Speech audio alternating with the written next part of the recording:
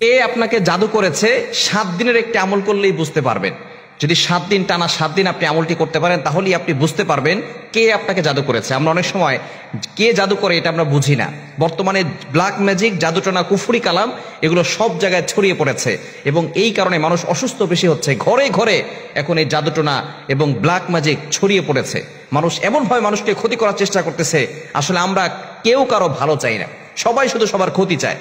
কেউ যদি ভালো উন্নতি করতে চায় তার লাইফে, কিভাবে তাকে নিচে নামানো যায়, কিভাবে তার লাইফটাকে বরবাদ করে দেওয়া যায়, এই চিন্তা নিয়ে আমরা সবসময় পড়ে থাকি। খবরদার, মানুষের উপকার করবেন, কখনো ক্ষতি করার চেষ্টা করবেন না। কিন্তু দুঃখজনক হলেও সত্য, আমার সোনার বাংলাদেশে প্রত্যেকটা ঘরে ঘরে এই সমস্যা। এখন মানুষ অসুস্থ হয়ে পড়তেছে এবং ডক্টরের কাছে যাচ্ছে, দেখা যাচ্ছে সেখানে কোনো সমস্যা নাই, রিপোর্ট দেখা যাচ্ছে সবকিছু ভালো, কিন্তু সে অসুস্থ।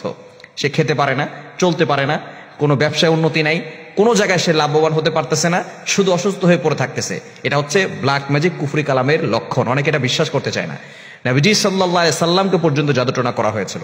এক ইহুদি মহিলা নবী সাল্লাল্লাহু আলাইহি সাল্লামের চুল মুবারক নিয়ে 11টা গিরা দিয়ে তারপরে জাদু করেছিল। 11টা গিরা দিয়ে তারপরে কুফরি কালাম করেছিল।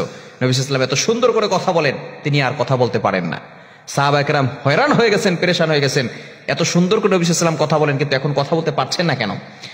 নবীজি সাল্লাল্লাহু আলাইহি সাল্লামকে ফেরেশতাদের মাধ্যমে আল্লাহ তাআলা জানিয়ে দিয়েছেন যে এক ইহুদি মহিলা আপনাকে জাদু করেছে। 2টা সূরা নাজিল করেছেন, সূরা ফালাক এবং সূরা নাস। এই 2টা সূরা তিনি পড়ে যখন ফু দিয়েছেন, 11টা আয়াত পরে ফু দিয়েছেন, 11টা গিরা খুলে গেছে, নবী সাল্লাল্লাহু আলাইহি সাল্লাম সম্পূর্ণ সুস্থ হয়েছেন। এজন্য একজন মানুষ আপনাকে ক্ষতি করতে পারে, এজন্য আপনি সবসময় শরীর বন্ধ রাখার চেষ্টা করবেন। কিভাবে বুঝবেন যে কে আপনাকে জাদু করেছে? এটা আমরা বলতে চাই না, এটা বললে অনেক সময় সমস্যা হয়, দ্বন্দ্ব সৃষ্টি হয়, মারামারি, হানাহানি এগুলোর ভিতরে চলে যায়। তবে অবশ্যই এই আমলটি করলে যদি একজন ব্যক্তিকে একবার স্বপ্ন দেখেন, তাহলে আপনি মনে করবেন না সেই আপনাকে জাদু করেছে।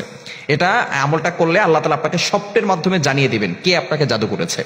তবে স্বপ্নে একবার দেখলে হবে না, কমপক্ষে তাকে 3 বার স্বপ্নে দেখতে হবে। প্রথম টানা 7 দিন আমলটি করবেন, যদি স্বপ্ন না দেখেন পরের আবার 7 দিন আমলটি করবেন, এরপর যদি স্বপ্ন না দেখেন আবারও 7 দিন, টানা 21 দিন। অর্থাৎ প্রথম 7 দিনের ভিতরেই আমলটা করলে, ভালো করে আমল করলে আপনি স্বপ্ন দেখবেন। তবে এই লোকটাকে একবার একটা লোককে স্বপ্ন দেখলে হবে না, এই একই লোককে পরপর 3 দিন স্বপ্ন দেখতে হবে। 3 দিন যদি স্বপ্ন দেখেন তাহলে বুঝবেন যে হ্যাঁ, অবশ্যই লোকটা আপনাকে ব্ল্যাক ম্যাজিক করেছে, জাদুটনা করেছে, কুফরি কালাম করেছে। এখন যখন একজন ব্যক্তির স্বপ্ন দেখবেন আর মারামারি করবেন, বিষয়টা এমন নয়। কিভাবে আমলটা করবেন? আমলটা হচ্ছে খুবই ছোট্ট এবং একটি সূরার আমল, সূরা জিলজাল, পবিত্র কোরআন কারীমের অন্যতম একটি সূরা।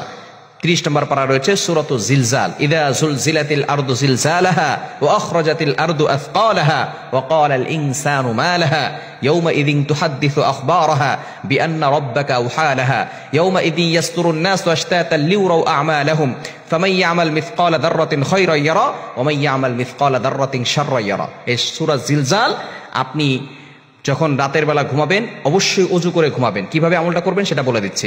রাতের বেলা ঘুমানোর আগে অবশ্যই ওযু করে ঘুমাবেন। এরপরে আয়াতুল কুরসি একবার পড়বেন, সূরা ইখলাস একবার, সূরা ফালাক একবার, সূরা নাস একবার। এটা পড়ে আপনি বুকে ফু দিবেন, হাতে ফু দিয়ে পুরো শরীরে মাসাজ করবেন। এরপরে সূরা জিলজাল আপনি 100 বার পড়বেন। সূরা জিলজাল 100 বার পড়বেন। 100 বার পড়ে আপনি নিয়ত করে ঘুমাবেন যে যে আপনাকে জাদু করছে, আপনাকে ক্ষতি করছে, আপনাকে অসুস্থ করে ফেলতেছে, আল্লাহ যেন আপনাকে তাকে স্বপ্ন দেখিয়ে দেন। এই নিয়ত করে আপনি ঘুমাবেন। সূরা জিলজাল 100 বার পড়বেন। তবে আরো একটি আমল করতে হবে এটার সাথে সাথে। সূরা জিলজালের যদি পুরো সূরাটা পারেন ভালো, জাফরান কালি দিয়ে আপনি কাগজে লিখবেন। লিখে তারপরে সূরা জিলজাল যে পৃষ্ঠা লিখেছেন ওই পৃষ্ঠাটা আপনার বালিশের নিচে রাখবেন।